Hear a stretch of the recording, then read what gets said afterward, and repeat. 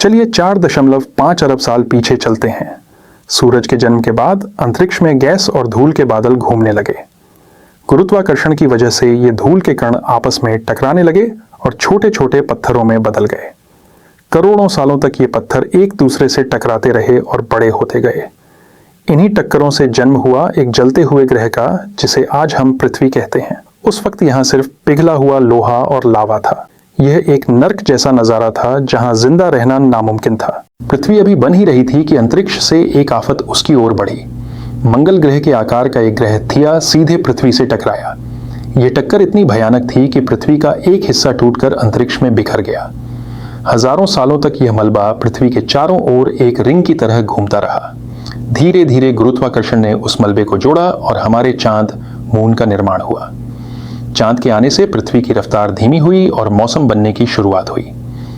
लेकिन अभी भी पानी कहीं नहीं था। आज हमारी पृथ्वी पर 70% पानी है, लेकिन क्या आप जानते हैं कि यह पानी पृथ्वी का अपना नहीं है? यह अंतरिक्ष से आया है। करोड़ों सालों तक अंतरिक्ष से लाखों उल्कापिंड मीटियोर्स पृथ्वी पर गिरते रहे। इन उल्कापिंडों के अंदर पानी की छोटी छोटी बूंदें छिपी हुई थीं। हर टक्कर के साथ पृथ्वी पर थोड़ा थोड़ा पानी जमा होने लगा। हजारों सालों की बारिश और इन टक्करों ने पृथ्वी के लावा को ठंडा किया और विशाल महासागरों ओशंस का निर्माण हुआ। अब पृथ्वी नीली दिखने लगी थी। पृथ्वी पर पानी तो आ गया था, लेकिन क्या आप जानते हैं कि चारों तरफ उबलते हुए लावे के बीच पहली सख्त जमीन कैसे बनी? चलिए 4.4 अरब साल पीछे चलते हैं। उस वक्त पृथ्वी का तापमान इतना ज्यादा था कि लोहा और भारी धातुएं पिघलकर केंद्र को कोर में समा गईं।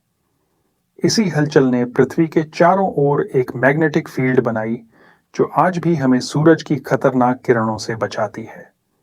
जैसे समुद्र का पानी सतह को ठंडा करने लगा, पिघला हुआ लावा जमकर सख्त काली चट्टान बनने लगा। इसी से पृथ्वी की पहली ऊपरी परत यानी क्रस्ट का जन्म हुआ।